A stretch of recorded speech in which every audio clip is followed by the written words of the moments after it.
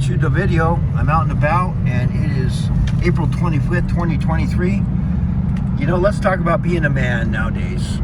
First of all, you got to defend freedom. Real men want freedom. They defend freedom. And bottom line, if there's vulnerable people around them, okay, they're going to defend and take care of the vulnerable, especially the children, females, young people. They're going to take care of them. And that's what's going on with this whole epic spiritual battle, is you always defend the innocent if you're a real man. Now, if you're not, then maybe it's not on your radar screen. But look at those mountains.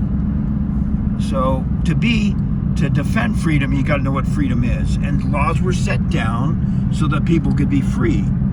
This isn't really, a democracy isn't the ultimate form of government. So let me explain democracy to you, just to make it real simple.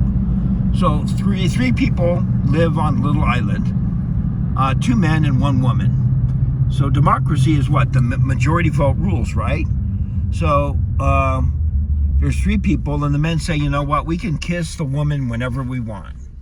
And the woman goes, I don't like that. So they take a vote, and it's 2-1. So she has to kiss the guys, even though they're ugly, whenever they want to kiss, because that's a democracy. A republic is where you use common sense, you know, so you know what, there's going to be basic rights.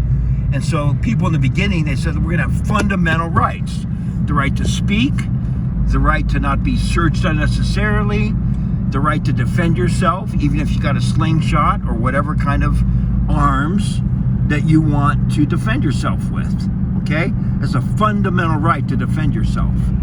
So, they laid down the Bill of Rights, and if you're a real man nowadays, you got to know the Constitution. A lot of us haven't read it. We were taught it was boring, and some stupid idiots even say that it's like a terrorist thing. Those people are on the wrong side of history. If you don't like the Constitution, that means you don't like freedom, and you believe that in not defending the innocent. So you'd probably be like a Democrat voting that people can do whatever they want with the minority. No.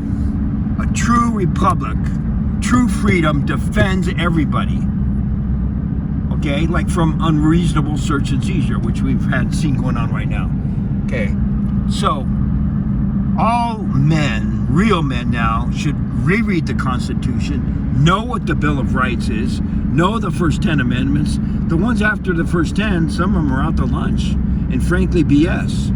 It's 10 amendments, and you might notice the opposite of the 10 amendments and the opposite of the 10 commandments, and you might want to look this one up, is the 10 planks of the Communist Manifesto. It's really interesting. Do you know the 10 planks of the Communist Manifesto? It's basically 10 things that keep you away from freedom.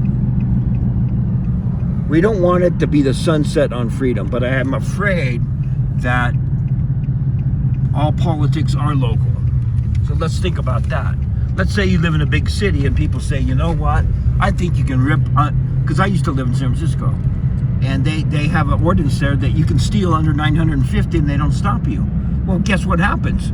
People just steal under $950. So what happens? Free enterprise, people start shutting their stores, and it becomes a disaster, and it's no fun for anybody because it's not freedom. It's happening in Chicago, it's happening in New York, it's happening in San Francisco, and it might not get fixed. I don't think the whole United States is going to get fixed, but you come out here, this is like a little bit cowboy country on the edge. But if you try to rip off somebody out here, you're going to be met with the Second Amendment, which means firepower. Like a lot of people, it depends, you know, how lived out they are. The closer you get to the cities, the less they have Second Amendment stuff. But you go out here, I mean, it's Second Amendment city. All the country is. That's why I think having a place outside the city is a good place to be nowadays. So, if you're a real man, you're going to defend yourself and you're going to defend others, okay? Especially the innocent and especially children. No question about it. Oh my gosh, the 5G tower. Watch out for that stuff.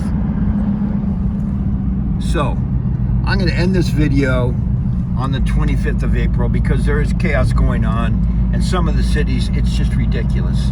And these people get together and start hurting innocent people is very, very, very wrong. You know, I was there's some people, some gangster type people came out of Seattle, and they went to a place in Idaho. I think it was Coeur d'Alene, Idaho, and they were going to break store windows and do everything. And in Idaho, they believe in the Second Amendment, and they all stood in front of their stores with a long rifle and their pistols. And you know what? There was no violence. And somebody said, "Why do you have that?" They were all scared. And the person said they had like a long rifle and a pistol. These are peacemakers. And the person didn't understand that. But there was no violence. Because if you don't have any arms, if you don't defend yourself, there's people that will get violent and take advantage of you.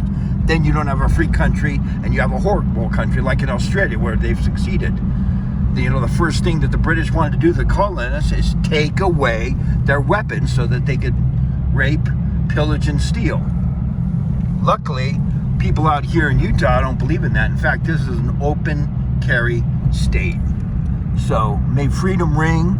I like being in the mountains, and I love California. It's a beautiful place, but I'm glad I'm not in San Francisco or Palo Alto or Los Altos, because the violence in San Francisco is ridiculous. Ridiculous. Anyway, think about if you're a man, read the Constitution. You got to be prepared to defend yourself and defend the innocent, especially children. Okay? Rock on. And I was inspired to talk about this topic from a patriot that's sitting right next to me. Look at this, man. I love Utah. Yeah, it's a beautiful place. Anyway, be ready, folks, because the war's not over. And always fight for truth, freedom, and always defend the innocent. And I say this because this land belongs to God and to Jesus Christ. This is a Christian nation, not a communist nation. In the name of Jesus Christ, amen.